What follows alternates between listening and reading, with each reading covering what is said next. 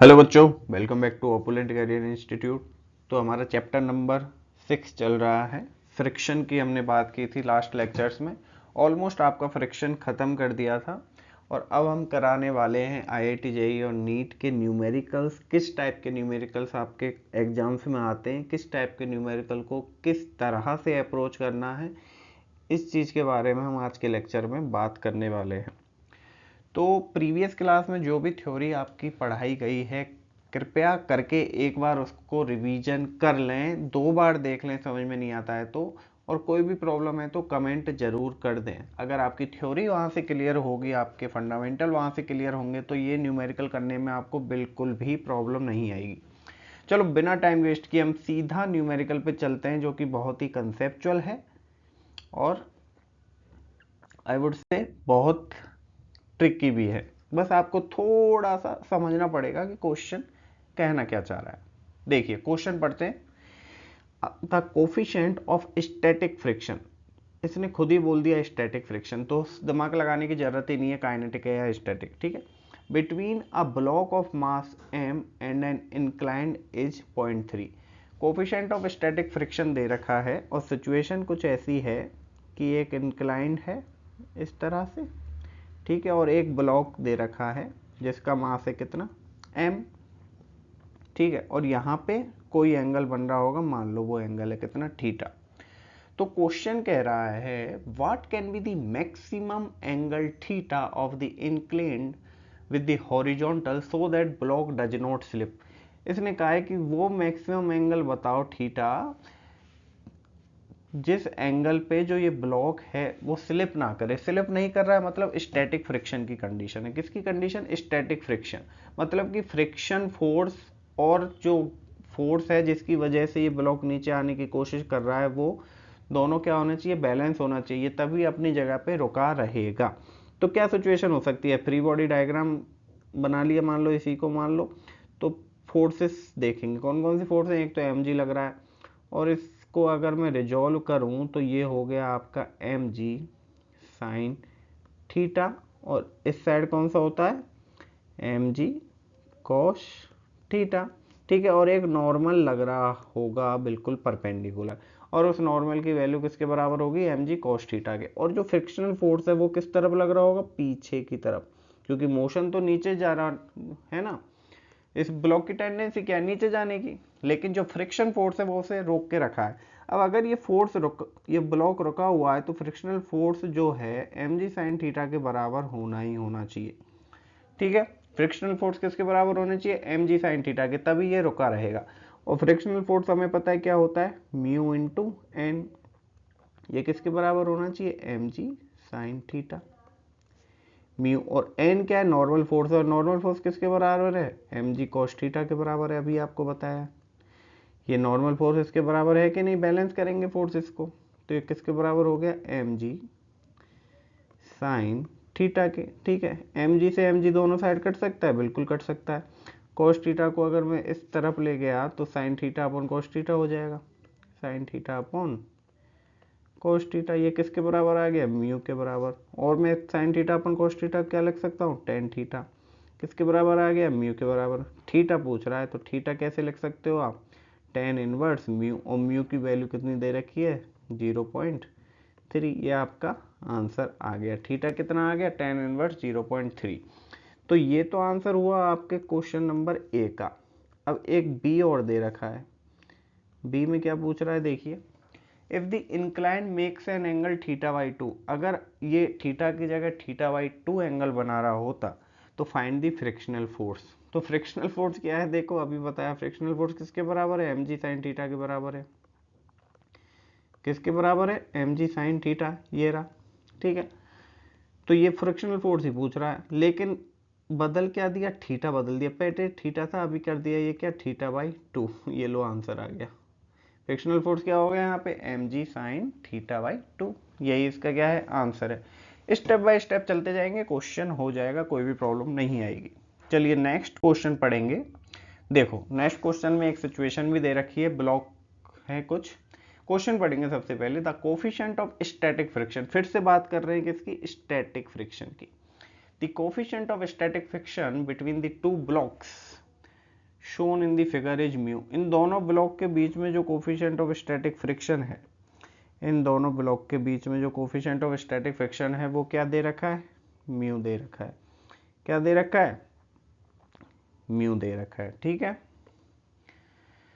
और and the table is smooth, और जो भाई ये टेबल है, कौन सी टेबल, ये जो टेबल है ये स्मूथ है, मतलब कि कोई भी फ्रिक्शनल कोफिशिएंट नहीं है, स्मूथ है। तो क्वेश्चन क्या कह रहा है, what maximum horizontal force, what maximum horizontal force F can be applied to the block of mass M, capital M की बात करिए, to the block of mass M so that the block moves together. अब ये बोल रहा है कि वो फोर्स बताओ, क्या वो फोर्स बताओ जब हम उसे अप्लाई करें तो ये जो दोनों ब्लॉक हैं small m and capital M दोनों एक साथ मूव करें, ऐसी सिचुएशन हमें बतानी है। तो भाई देखिए, मैं सबसे पहले क्या करूँगा, फ्री बॉडी डायग्राम बनाऊंगा, और फ्री बॉडी डायग्राम में सबसे पहले बनाऊंगा स्मॉल m का, किसका, स्मॉल m का। तो एक तो mg फोर्स लग रहा होगा नीचे की तरफ, ठीक है, और एक लग रहा होगा नॉर्मल फोर्स, और इसको मैं बोल देता हूँ, मान लो ये नॉर्मल फोर्स क्या है, n है, n है, n1 नहीं क्या है, n है, ठीक है। अब देखिए, इस ब्लॉक की टेंडेंसी थी क्या कि इसको आगे जाना है, अगर नीचे वाले ब्लॉक को आप खींच रहे हो तो ऊपर वाले ब्लॉक की टेंडेंसी क्या होगी, अगर क्या वो उस पर चिपका हुआ नहीं है तो उसकी टेंडेंसी होगी कि मैं पीछे जाऊं। अगर फोर्स नीचे वाले पे इस तरफ लगा रहे हो तो पीछे वाले की टेंडेंसी है ना कि मैं पीछे जाऊं, लेकिन फ्रिक्शनल फोर्स रोक के लगा है, रोक के रखा है। अगर फ्रिक्शन फोर्स रोक के रखा है, इसका मतलब जो फ्रिक्शनल फोर्स है वो इस डायरेक्शन में लग रहा होगा, पक्की बात है। फ्रिक्शनल फोर्स किस डायरेक्शन में लग रहा होगा, इस डायरेक्शन में, और वो है क्या, F, वो है क्या, F, समझ गए। अब फ्रिक्शनल फोर्स आपको पता है क्या होता है, फ्रिक्शनल फोर्स क्या होता है, म्यू इंटू एन, और n क्या है, n है यहाँ पे mg, ठीक है। तो यहाँ से फ्रिक्शनल फोर्स कितना आ गया, म्यू mg। और आपको पता है जो फोर्स होता है वो क्या होता है, F इक्वल्स टू क्या होता है, बोलो बोलो बोलो, ma। F इक्वल्स टू क्या होता है, ma। तो फोर्स यहाँ पे है ही, और m, और मैंने लिख दिया एक्सेलरेशन, तो F इक्वल्स टू ma आ गया। तो F की जगह मैं लिख सकता हूँ m mu mg equals to what, ma। m से m अगर मैं काटूं तो यहाँ से एक्सेलरेशन जो है स्मॉल ब्लॉक का वो आएगा क्या, mu g. Acceleration of small block क्या आ गया, म्यू जी, ठीक है। अब क्या करेंगे अपन, अब अपन बात करेंगे बड़े वाले ब्लॉक की, किसकी बात करेंगे, बड़े वाले ब्लॉक की, और वो बड़ा ब्लॉक है क्या, कैपिटल M, ठीक है। तो ऐसे ही सिमिलरली इसमें भी एक ग्रेविटेशनल फोर्स लग रहा होगा mg, ठीक है, और एक फोर्स इसमें लग रहा है F जो कि अप्लाइड फोर्स है, एक्सटर्नल फोर्स है। और फ्रिक्शनल फोर्स ऊपर वाले ब्लॉक में इस डायरेक्शन में लग रहा था, तो सेम फोर्स नीचे वाले ब्लॉक में इस डायरेक्शन में लगेगा कि नहीं, अपोजिट लगेगा ना, क्योंकि एक दूसरे के ऊपर रखे हुए। तो मैं क्या कह दूं कि F जो है इस डायरेक्शन में लग रहा होगा, पक्की बात है। और एक नॉर्मल फोर्स लग रहा होगा कैपिटल M की वजह से, मान लो वो नॉर्मल फोर्स है क्या, N1, और स्मॉल ब्लॉक की वजह से भी नॉर्मल जो है इस पे नीचे की तरफ लगेगा, क्योंकि ये क्या है, कॉन्टैक्ट फोर्स है। तो ये आपका रहा क्या, फ्री बॉडी डायग्राम। अब क्या है, फोर्सेस को क्या करना है, बैलेंस करना है, क्या करना है, बैलेंस करना है। तो यहां से अगर मैं हॉरिजॉन्टल डायरेक्शन की बात करूं तो F minus F frictional force है ना, is equals to what, ma, is equals to what, ma। Capital F तो ऐसे की ऐसे रहने दो, और स्मॉल f की वैल्यू अभी अभी निकाली है, क्या है, म्यू n है, क्या है, म्यू, एक मिनट, क्या है, म्यू n। ये कैसे नहीं मिट रहा, ठीक है, क्या है, mu n is equals to m। अब देखो एक्सीलरेशन भी निकाल लिया है, और एक्सीलरेशन तो दोनों के लिए क्या होगा, सेम, क्योंकि क्वेश्चन नहीं दे दिया, साथ साथ मूव करना चाहिए, ठीक है। ये हो गया। अब f माइनस म्यू, और n की वैल्यू क्या है, स्मॉल n की वैल्यू बताओ ना, क्या है भाई, mg है, is equals to m mu g, ठीक है। तो यहाँ से मैं अगर कैपिटल F लिखूं तो क्या लिख सकता हूँ, m म्यू जी प्लस एम म्यू जी लिख सकते हो। और म्यू जी आप क्या कर सकते हो, ये कैपिटल एफ है, क्या है कैपिटल एफ। म्यू जी आप क्या ले सकते हो, कॉमन ले सकते हो, तो ये क्या आ गया एम प्लस एम। ये आ गया आपका क्या फोर्स, यही फोर्स पूछा है, क्या पूछा what is the maximum force, यही मैक्सिमम फोर्स है। ठीक है, हो गया, कोई इशू नहीं है। चलिए अब एक और क्वेश्चन देखेंगे, बहुत कॉन्सेप्चुअल है, बहुत ध्यान से देखने वाली चीज है। क्या, बहुत ही ध्यान से देखने वाली चीज है। देखिए क्वेश्चन पढ़ेंगे, find the maximum value of m by M. Capital M by m की, capital M upon small m की क्या निकालनी है, मैक्सिमम वैल्यू निकालनी है in the situation shown in the figure, so that the system remains at rest. System क्या है, rest पे रहना चाहिए। ठीक है, तो उसके लिए क्या m अपॉन एम निकालना है। फ्रिक्शनल कोफिशिएंट जो है म्यू है, सब कॉन्टैक्ट सरफेस के लिए, सारी कॉन्टैक्ट सरफेस के लिए। देखिए क्या कर सकते हैं, m बाई एम निकालना है, तो सबसे पहले तो भाई जो सिस्टम दे रखा है उसका फ्री बॉडी डायग्राम बनाते हैं, हमें पता है।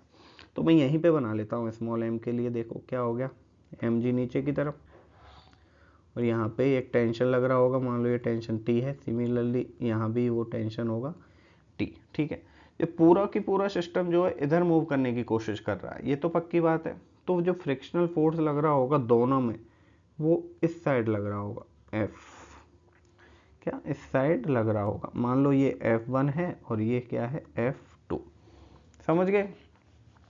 और कौन कौन से फोर्स हैं, एक नॉर्मल फोर्स भी होगा, इसमें मान लो ये N है और इसका मान लो ये क्या है N1।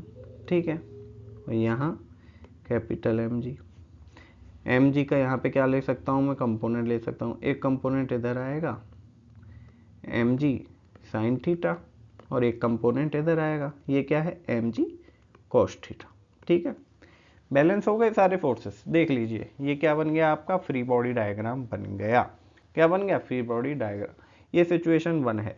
अगर मैं यहाँ से देखूँ कि जो टेंशन है टी, ये किससे इक्वेट कर सकते हैं अपन, अगर फोर्सेस बैलेंस करना है तो F1 से। और F1 क्या है, म्यू इंटू एन है, क्या है म्यू इंटू एन। और क्या ले सकता हूँ, टी इक्वल्स टू, और एन क्या होता है एम जी, तो म्यू एम जी आ गया। जो टेंशन है वो कितने आ गई, म्यू एम जी। टेंशन जो है वो क्या आ गया, म्यू एम जी। ठीक है, सिमिलरली अपन बात करेंगे अब बड़े वाले ब्लॉक की। बड़े वाले ब्लॉक में फोर्सेस को अगर बैलेंस करें, स्टैटिक कंडीशन में रखना है, तो कैसे कर सकते हैं, एम जी साइन थीटा किससे इक्वेट कर सकते हो आप बताओ, F2 प्लस टी।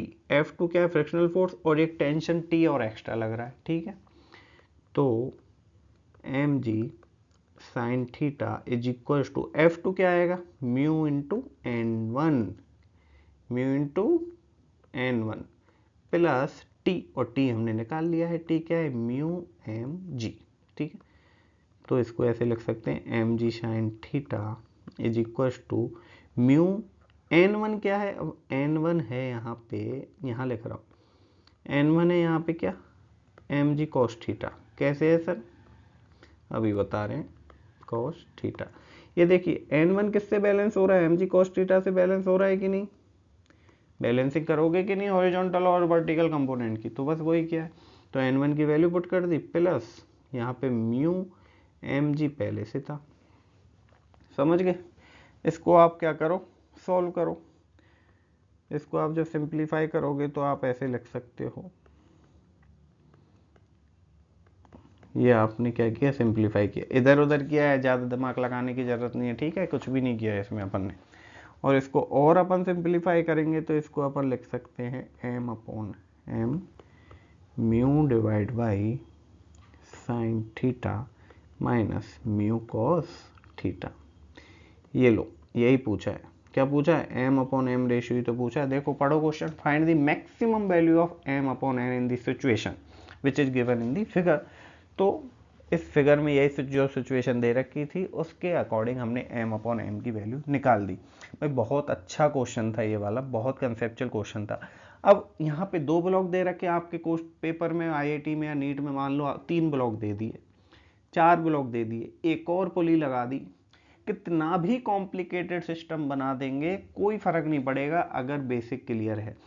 सबका फ्री बॉडी डायग्राम बनाना है, सबके फोर्सेस को बैलेंस करना है, कुछ दिमाग लगाने की जरूरत ही नहीं है, सारे की सारे क्वेश्चन सॉल्व होंगे, ठीक है। और फ्रिक्शनल फोर्स किस डायरेक्शन में लगता है वो आपको मैं बता चुका हूँ, मोशन के अपोजिट लगता है। और यहाँ पे जो क्वेश्चन अभी अपन पढ़ रहे थे लास्ट वाला, जहाँ दो ब्लॉक ऐसे रखे हुए थे, वहाँ मोशन तो एफ इधर दे रखा था और फ्रिक्शनल फोर्स भी ऊपर वाले ब्लॉक पे मैंने इधर ही बताया था, याद आया? क्यों बताया था? क्योंकि ये जो है पूरे के पूरे दोनों ब्लॉक जाने की टेंडेंसी इनकी इधर है, लेकिन ये वाला ब्लॉक तो पीछे जाने की कोशिश करेगा कि नहीं, क्योंकि इधर तो कोई फोर्स लग ही नहीं रहा। लेकिन यहाँ पे जो फ्रिक्शनल फोर्स है वो इसे रोक के रख रहा है, इसलिए जो फ्रिक्शनल फोर्स है वो इस डायरेक्शन में लग रहा है, ठीक है। इसलिए ये वाला कंसेप्ट बताया था। बस डायरेक्शन का जरूर ध्यान रखना, थोड़ा सिचुएशन को इमेजिन करना कि अच्छा एक ब्लॉक इधर जा रहा है तो दूसरे ब्लॉक की क्या टेंडेंसी हो सकती है अगर उस पर कोई फोर्स नहीं लग रहा है तो थोड़ा दिमाग भी चलाना पड़ेगा, ठीक है। आज के लिए इतना ही। नेक्स्ट लेक्चर में अपन जेई एडवांस के क्वेश्चन करने वाले हैं, बहुत अच्छे अच्छे, ठीक है। आप इन क्वेश्चन को एक बार और दोबारा से कीजिए, कोई प्रॉब्लम है तो कमेंट कीजिए। आज के लिए इतना ही, थैंक यू।